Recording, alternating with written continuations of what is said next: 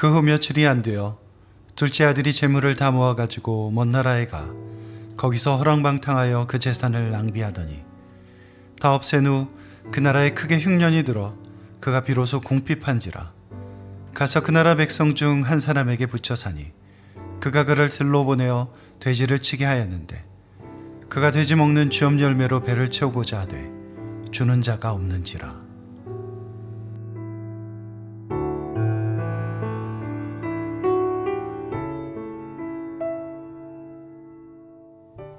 오늘 우리가 주목할 단어는 쥐엄 열매입니다. 쥐엄 열매는 성경에서 딱 한 번 나오는데 오늘 본문이 바로 그것입니다.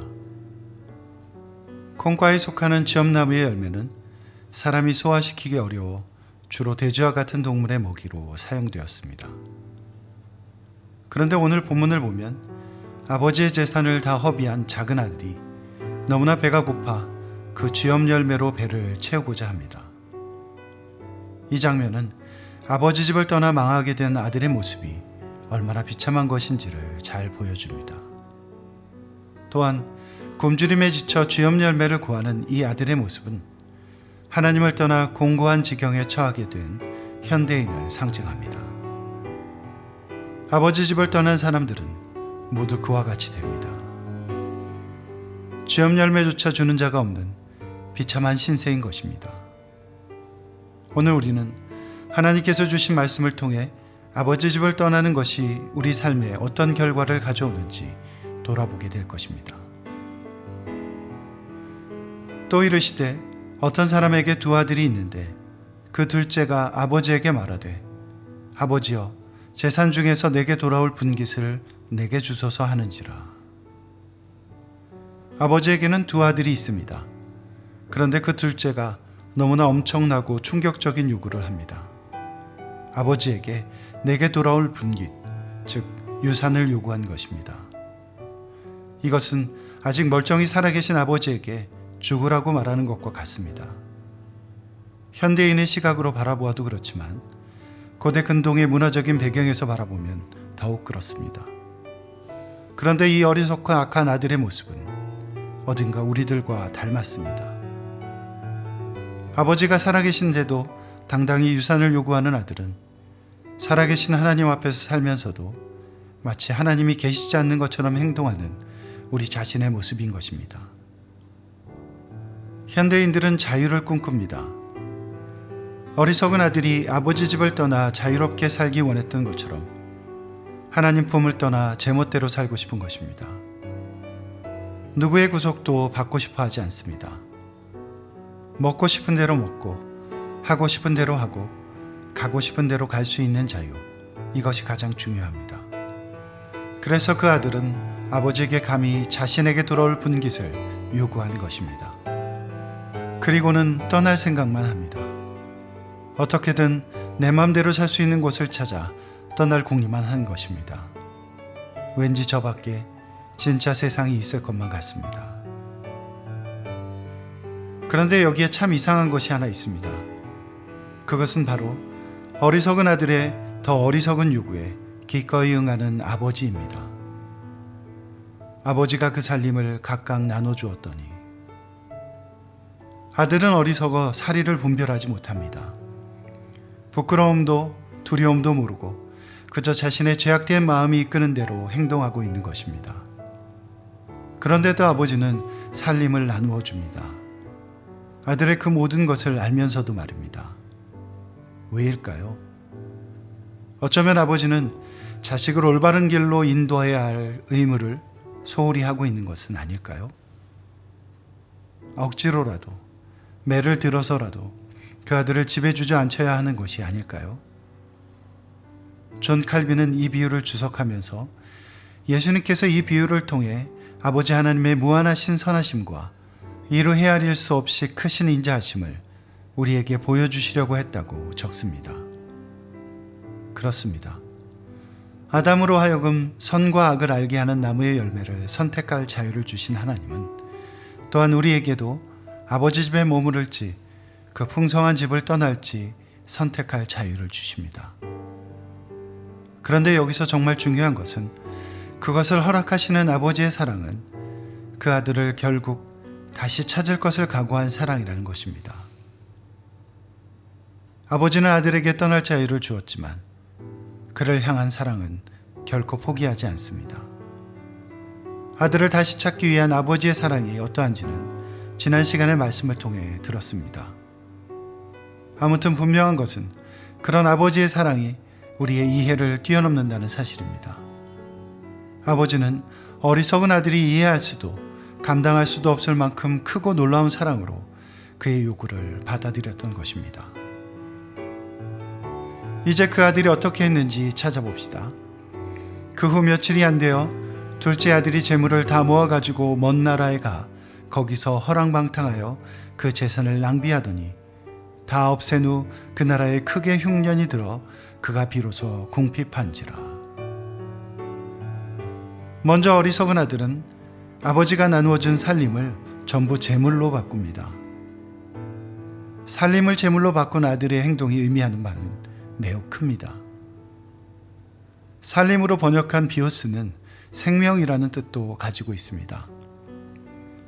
아버지가 아들에게 나눠준 살림은 단지 재물이 아닙니다. 그것은 아버지의 삶을 나눠준 것입니다. 아버지의 생명을 나눠준 것이란 말입니다. 아버지가 나눠준 살림이 무엇입니까?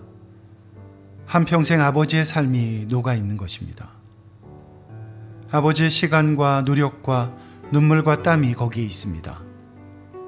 그런데도 어리석은 아들은 그것을 모두 재물로 바꿉니다.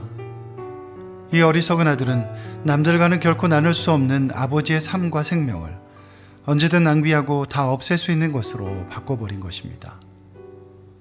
사실 어리석은 아들이 그것을 그렇게 바꾸는 순간 이미 모든 것은 결정된 것입니다. 그의 궁핍은 결코 흉년으로 시작된 것이 아닙니다. 그 무엇보다 소중한 아버지의 생명을 재물로 바꿨을 때 시작된 것입니다. 우리도 마찬가지입니다. 우리들 또한 하나님 나라의 영원한 것들을 잠시 있는 것들로 바꾸며 살아갈 때가 얼마나 많습니까? 먼저 사랑을 봅시다. 하나님께서는 우리에게 한없는 사랑을 주십니다.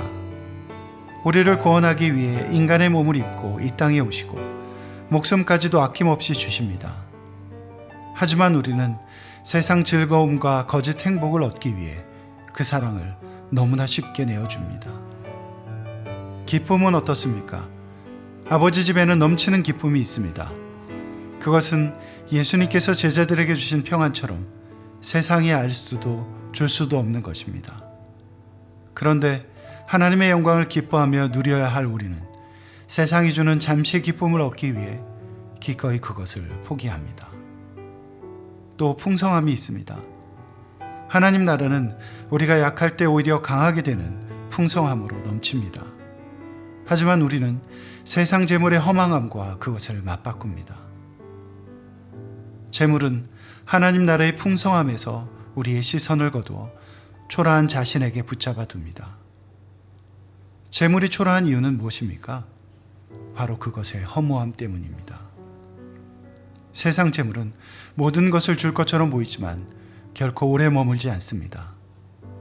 움켜쥐려고 할수록 더 빨리 우리의 손을 떠나갑니다. 결국 다 없어지고 우리는 영원한 궁핍을 경험하게 될 것입니다. 하지만 아버지 집에는 영원한 풍성함이 있습니다. 굶주림에 지친 아들이 무엇이라고 말합니까? 내 아버지 집에는 양식이 풍족한 품꾼이 얼마나 많은가. 이 탄식은 아버지 집의 풍성함이 어떤 것인지를 잘 드러냅니다. 더구나 우리는 종이 아닙니다. 하나님은 우리를 구원하실 뿐 아니라 자녀로 삼아주시기 때문입니다. 하지만 아버지 집을 떠나는 순간 우리는 아무것도 아닙니다. 나는 포도나무요 너희는 가지라. 그가 내 안에 내가 그 안에 거하면 사람이 열매를 많이 맺나니 나를 떠나서는 너희가 아무것도 할 수 없음이라. 아버지 집에 있으면 우리는 자녀요 후사입니다. 하지만 그 집을 떠나면 우리는 아무것도 아니고 아무것도 할 수 없습니다. 어리석은 아들은 결국 아버지 집을 떠났습니다. 그리고 이렇게 됩니다. 가서 그 나라 백성 중 한 사람에게 붙여 사니 그가 그를 들로 보내어 돼지를 치게 하였는데 그가 돼지 먹는 지업 열매로 배를 채우고자 하되 주는 자가 없는지라. 궁핍하게 된 아들이 한 일이 무엇입니까? 아버지 집으로 돌아가는 것입니까? 아닙니다. 어리석은 아들은 아버지 집을 먼저 떠올리지 않습니다. 그 나라 백성 중 한 사람에게 붙여 사니 어떻게든 세상에 의지해서 자신의 방식대로 버텨보려고 하는 것입니다. 하지만 세상이 우리를 대하는 방식은 아버지의 사랑과는 전혀 다릅니다. 그가 그를 들로 보내어 돼지를 치게 하였는데, 예수님께서 이 비유를 말씀하시며 돼지라는 단어를 꺼냈을 때 유대인들이 느끼는 감정은 오늘 우리들이 느끼는 것과는 사뭇 달랐을 것입니다. 왜냐하면 유대인들에게 돼지는 가장 부정한 동물이고 영적으로 귀신에 속을 악한 세상을 의미하는 것이기 때문입니다. 세상을 의지하여 우리의 궁핍함을 벗어나려는 노력은 이와 같습니다. 세상을 의지하면, 사람을 의지하면 우리의 궁핍함은 사라지는 것이 아니라 더욱 깊어집니다. 결국 돼지우리에 앉게 된다는 말입니다. 결국 돼지를 섬기며 그것이 먹는 것으로 배를 채우고자 하는 사람이 된다는 말입니다. 돼지 먹는 쥐엄 열매로 배를 채우고자 하되, 쥐엄 열매가 무엇입니까? 돼지가 먹는 것입니다. 사람이 마땅히 구해야 하는 것이 아니란 말입니다. 하지만 세상을 의지해 살아가는 사람은 결국 쥐엄 열매를 구하는 삶을 살게 됩니다. 하지 말아야 할 일을 하고 손대지 말아야 할 것에 손을 대며 먹지 말아야 할 것을 먹게 되는 것입니다. 만일 우리가 아버지 집을 떠나게 된다면 우리도 또한 영적인 쥐엄 열매들을 많이 마주하게 될 것입니다. 그것은 여러 가지 모습을 하고 있겠지만 오늘 말씀은 그것이 무엇이든 두 가지 특징을 갖는다고 알려줍니다. 그것은 결코 우리가 먹을 것이 아니라는 것과 마침내 그조차도 얻을 수 없는 지경에 이르게 된다는 것입니다. 쥐엄 열매는 먹을 수 있는 것이 아닙니다. 하지만 마침내 모든 것을 탕진하게 되면 그것에까지 손을 대게 됩니다. 스스로 돼지의 자리로 내려가는 것입니다. 아버지 집에 거할 때 우리는 아버지가 주시는 풍성함으로 우리의 내면을 가득 채우며 살아갑니다. 날마다 넘치는 은혜로 인해 감사와 찬양의 삶을 살 수 있는 것입니다. 하지만 일단 아버지 집을 떠나면 우리 안에 있는 것들이 하나둘 사라집니다. 그러다 하나도 남지 않게 되는 것입니다. 그러면 어떻게 합니까? 무엇으로든 마음을 채우려 합니다. 그것이 바로 쥐엄 열매라 할지라도 말입니다. 그것으로는 결코 자신의 텅 빈 마음을 채울 수 없다는 사실을 알면서도 사람들은 쥐엄 열매가 주는 유혹을 거부하지 못합니다. 안타까운 일입니다. 하지만 그것이 끝이 아닙니다. 더욱 가슴 아프고 두려운 것은 마침내 그것조차 얻을 수 없는 상황에까지 이르게 될 것이란 사실입니다. 그가 돼지 먹는 쥐엄 열매로 배를 채우고자 하되 주는 자가 없는지라. 아버지 집을 떠난 어리석은 아들이 마주치게 될 마지막 모습은 이런 것입니다. 이제 그가 갈구하는 헛된 것조차 주는 이가 없습니다. 그는 진정 아무것도 얻을 수 없는 삶의 가장 밑바닥까지 내려간 것입니다. 누가복음 15장은 잃어버린 영혼을 찾기 위해 쓰시는 하나님의 마음을 비유한 세 가지 이야기를 담고 있습니다. 그런데 앞에 두 이야기가 알려주지 않는 것이 하나 있습니다. 그것은 잃어버린 양 한 마리와 잃어버린 한 드라크마가 과연 어떻게 잃어버림 받은 것인지에 관한 것입니다. 양은 그저 동물이고 드라크마는 동전에 불과해서 그 어떤 의지를 드러낸다고 볼 수 없기 때문입니다. 하지만 세 번째 이야기는 그것을 분명하게 드러냅니다. 아버지에게 등을 돌리고 떠나가는 아들을 통해 잃어버림의 진정한 의미를 보여주는 것입니다. 아담으로부터 오늘을 사는 우리들까지 인간은 늘 그렇게 아버지 집을 떠나는 존재라 할 수 있습니다. 하지만 아버지의 사랑은 결코 멈추는 법이 없습니다. 기나긴 기다림으로 집 떠난 아들을 찾는 아버지의 한없는 사랑은 오늘 이 시간에도 변함없이 흐릅니다. 그러니 우리는 쥐업 열매를 구하는 어리석음에 빠지지 말고 바로 지금 이 자리에서 돌이켜야 합니다. 우리가 뿌리치고 나온 아버지 집의 풍성함을 기억해야 합니다. 그리고 우리가 잃어버린 것이 무엇인지, 회복해야 할 것이 무엇인지 깨달아야 합니다. 이제 그것을 위해 떨치고 일어나야 합니다. 우리를 다시 찾기 원하시는 하나님의 사랑과 은혜를 힘입어 다시 돌아가야 합니다. 우리를 사랑하시는 아버지 집으로 말입니다.